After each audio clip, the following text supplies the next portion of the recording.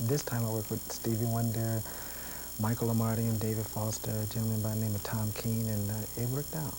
Boy, that's some pretty talented people. Mm-hmm. What about in the past? Who have you worked with in the past on some of the other projects? Golly, from Herbie Hancock to Ernie Watts to Rita Coolidge to Rita Wright, Whitney Houston. Yeah. Golly, there have been so many. My brothers, and if I'm leaving out anyone, sorry, but many greats. Let me ask you about Whitney. First time I heard Whitney's voice was on your record, as a matter of fact. And did you expect Whitney to be the huge success that she is? Yes. Did you really?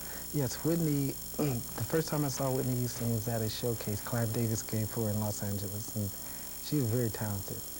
And one thing I noticed about working with her the first time, she's very dedicated and she wants the best, and she's not satisfied unless she gives her all on something. Is this new? Are we into a new era now where you can see an act that debuts her first album to go double platinum? 1 year ago, no one would have known Whitney Houston's name. A year later, I mean, she's on top of the world. She's going to pick up a couple of Grammys, I'm sure. She's won American Music Awards. Is this something new, or was that possible in the past? I guess it's just that if you're good, you're good. And if you have the record company behind you, and if you're dedicated to all the things that are coming up, the hard work, and there's no reason why it can't happen. Yeah. Will you and Whitney team up on something in the future, do you think? Well, there's a lot of plans for us in Clive Davis' eyes, and it's just a matter of timing. She's very busy right now. I'm very busy, but we'll probably do a video together or something. Oh, okay. One consistent person that's been there with you, it seems, is Stevie Wonder. Even when he's not there, it seems like he's there. You can kind of hear a Stevie Wonder influence on your music. Has he been very influential on what you do? Stevie Wonder and Marvin Gaye is really something, because when I worked with Stevie on the Let's Get Serious album, he was right there, you know, directing me line for line. And so being around him, you sort of pick up certain things about him. And I started playing harmonica by just being around Stevie Wonder, and I learned a lot about the studio and how to get the best out of musicians and sound and everything. Is Stevie the most talented person you've ever worked with? Stevie Wonder, Sly and the Family Stone, yeah, I'd say. What did you do with Sly and the Family Stone? Well, Sly, I'm working with Sly right now, and he's going to be putting something out very shortly, and he's extremely talented. I've always admired his music when we first started, and now to work close with him is just an honor for me, really.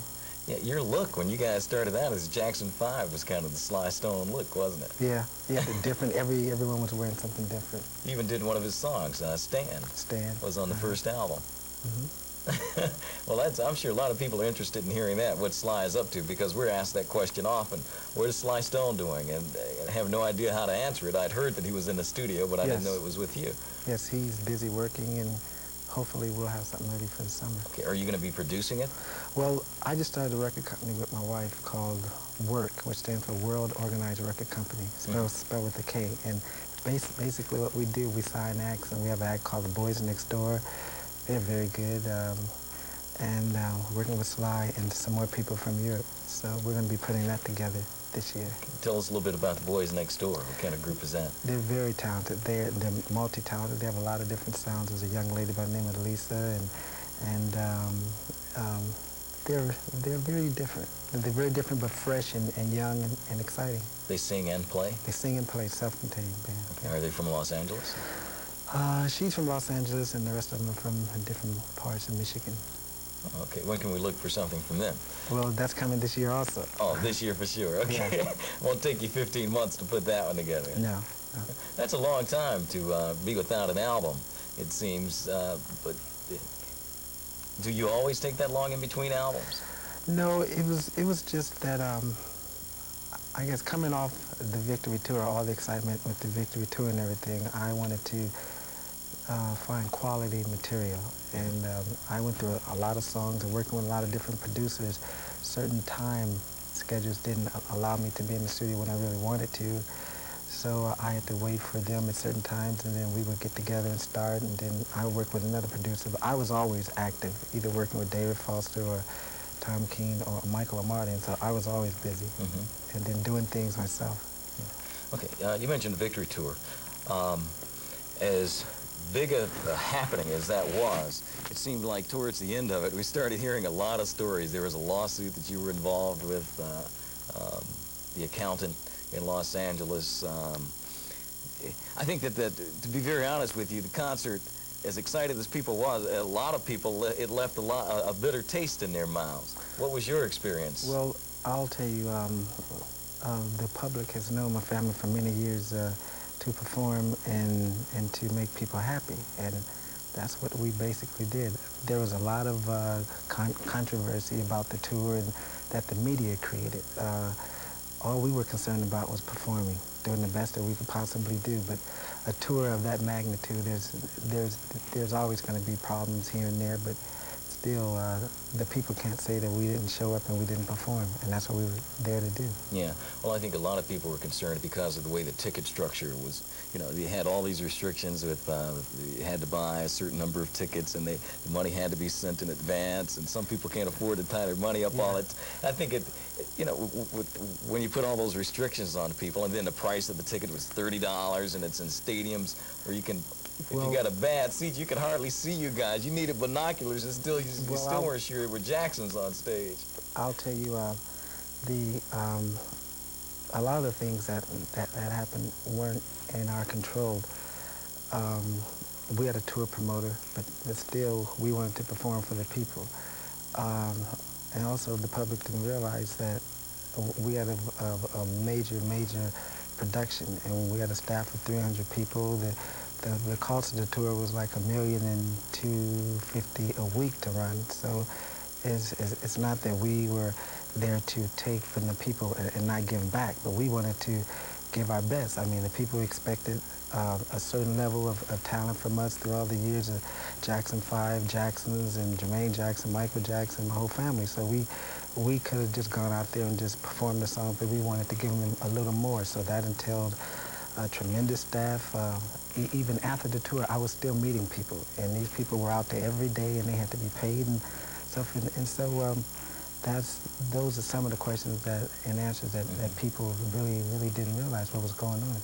The lawsuit that you brought about, is that something that we can talk about here? Sure. I'm here to talk about whatever you want. I'm just curious to know exactly what the lawsuit, why the lawsuit was. Well, I'm the type of person that I will give before I receive, and the tour accountant, he was never an accountant of mine, Fred Moultrie, and still we're still friends, but business is business, and I didn't agree to him taking a certain share of my money, and so he did it anyway. So then I had to react the best way I knew how. So was it finally settled? Yeah, it was finally settled, but the most important thing is that we weren't there to sort of put a damper on things, but to just still have a. What is Michael doing? You know that question is coming. I don't know how you feel about that. I'm sure you get a lot of questions about Michael all the time. Michael's really private. He's busy working. He's always doing something. Sometimes he surprises us. So. Oh, really? Yeah, but I understand he's more than halfway finished with the record. So. Oh, really? Yeah. So, do you have any idea what release date we're looking at? I can say no. Because I've heard rumors that it may be May. Maybe. Maybe, but who knows? Maybe May. Maybe. Can you give us any idea what the album is like? Have you heard it? What the cuts he's done? It has to be great. Put it like that. So I'm pretty sure it is. All done with Quincy? I really don't know. I couldn't say. Okay. All right. We're talking with Jermaine Jackson. We're going to take a break, and we'll be right back with more Video Souls. Don't go away. Most influential person on your career? Yes, I'd say so. Is he the person that you grew up listening to as a kid, or when did you get into Marvin Gaye? I guess during the hitchhike days and when we first came to Motown, Marvin and Stevie Wonder. Yeah. So it's been a long ways back. It's not just since What's Going On. A long ways. Yeah, but the What's Going On album is what really started me to like study him and try to really sing like him. I would put his album on and just sing along with it all day and just learn his slurs and how he attacked certain words. And, yeah. He was a very unique singer, wasn't he? He's what I call a singer. It's like any great singer would love Marvin Gaye. Where were you when you found out that Marvin had been killed? It's really something. I was just getting up, and it was just very, very touchy. It was a great loss to me and everyone. Yeah. Were you able to attend the funeral? I went by, but it was just so touching for me. Yeah. It's kind of difficult for me to even bring up Marvin, you know, because I share the same feelings that you do. Yeah. I really love his music. He's my all-time favorite singer. And maybe that has a lot to do with why I appreciate your music so much, because I can hear a lot of Marvin in it. There's no question that the Marvin influence is there and the Stevie Wonder influence is there as well. Tell me what it was like for you growing up as a kid. I mean, or were you allowed to grow up as a kid being a Jackson 5? I mean, you guys were bigger than bubble gum. Well, I guess every kid tries to do the things that they enjoy doing, ripping and running and trying to just be a kid. But we were always having responsibility at a very young age. Even during the days in Detroit at Motown, at Hitsville, USA, we were running around the studio trying to play and record at the same time. But we really never got a chance to do a lot of school activities as far as parties, and I've never been to a prom before. I guess that's one of the things I've always wanted to do. You see everyone dressed up really nice and dancing and going out. I'm sure there are a lot of young ladies out there who would love to have you take them to their prom this June. No, but we would have school. It's the strangest thing. I guess it's a California law, but we would have school on the plane. And I'll never forget even going to London the first time. We were having school right before we touched down in London, because that's a California law. The tutor who we had with us, Rose Fine, she had the authority to pull us off stage had we not gotten our work done and if we were tired and stuff like that. So it was very important. Is that right? Yeah. She could actually pull you off stage. She had the power to do that, but of course we were very close to her, and she would never do that. But right. And she had that authority. Wow. So she taught all you guys?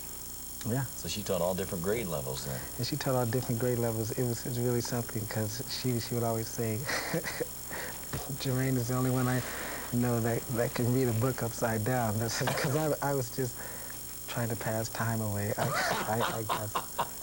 Yeah. So you're reading, you had the book open, but it was upside down. Yeah. Was she with you all those years? Yeah. Did you have just that one tutor? We had her in times when she couldn't make it. We would have someone else. But she also tutored Janet on a lot of the... When Janet started her career in television, she would tutor Janet too. So she had the whole family. Was it difficult, though, growing up? I mean, with bodyguards around constantly, you had to... I mean, you say that, you know, you're like all other kids trying to have a little fun, but it had to be difficult. You know, I mean, you can't just... If you want to go skateboarding, you got to teach your bodyguards how to skateboard.